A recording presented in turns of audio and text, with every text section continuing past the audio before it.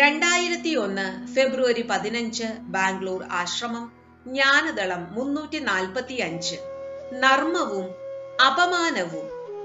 നിങ്ങളെ അപമാനത്തിൽ നിന്ന് സംരക്ഷിക്കുന്ന തലയിണയാണ് നർമ്മം.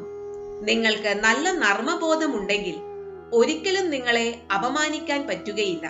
മാത്രമല്ല, അപമാനിക്കപ്പെടാൻ സമ്മതിച്ചില്ലെങ്കിൽ നിങ്ങൾ അജേയരാകും. നർമ്മം ആളുകളെ ഒന്നിച്ചു കൊണ്ടുവരുന്നു, അതേസമയം ആളുകളെ അകറ്റിക്കളയുന്നു.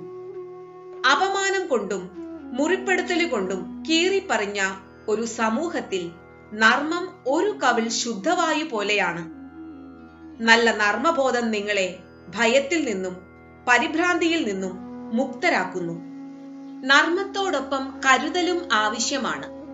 കരുതലില്ലാത്തതോ ഉചിതമോ അല്ലാത്ത നർമ്മം പലപ്പോഴും ഗൗരവമേറിയ പ്രശ്നങ്ങളുമായി നിങ്ങളുടെ അടുത്തേക്ക് എത്തുന്നവർക്ക് ഈർഷ്യ നൽകുന്നു.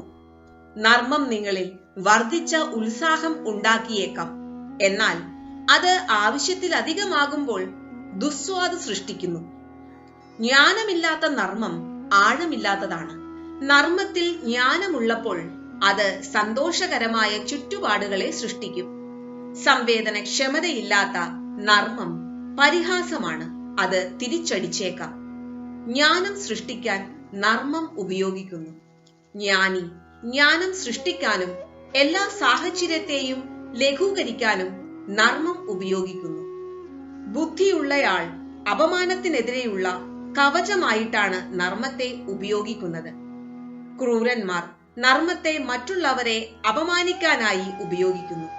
ഉത്തരവാദിത്വമില്ലാത്തവർ ഉത്തരവാദിത്വത്തിൽ നിന്ന് രക്ഷപ്പെടാൻ നർമ്മം ഉപയോഗിക്കുന്നു. വിഡ്ഢി നർമ്മത്തെ ആവശ്യത്തിലധികം ഗൗരവത്തോടെ കാണുന്നു. നർമ്മമുള്ളവരാകാൻ വേണ്ടിയുള്ള ശ്രമം മണ്ടത്തരമാണ്. ചോദ്യം: എങ്ങനെയാണ് ഒരാൾ നർമ്മബോധം സൃഷ്ടിക്കുക? ഗുരുദേവ്, നിങ്ങൾ തമാശകൾ വായിക്കുകയോ അവയെ ആവർത്തിക്കുകയോ ചെയ്യേണ്ടതില്ല. ഊഷ്മളതയും ലാഘവമുള്ള ഹൃദയവുമുള്ളപ്പോൾ അത് ശരിയായ നർമ്മം സൃഷ്ടിക്കും. നിങ്ങളുടെ നർമ്മബോധം താഴെ പറയുന്ന മാർഗങ്ങളിലൂടെ വർദ്ധിപ്പിക്കും. 1. ജീവിതത്തെ കൂടുതൽ ഗൗരവമുള്ളതായി കാണാതിരിക്കുക. കാരണം നിങ്ങൾ അതിൽ നിന്ന് ജീവനോടെ പുറത്തു വരാൻ പോകുന്നില്ല. 2.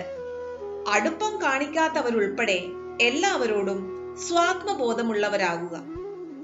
3. യോഗയും ധ്യാനവും പരിശീലിക്കുക. 4. ദൈവികതയിലും കർമ്മത്തിന്റെ നിയമങ്ങളിലും ഇളകാത്ത വിശ്വാസം ഉണ്ടാകുക.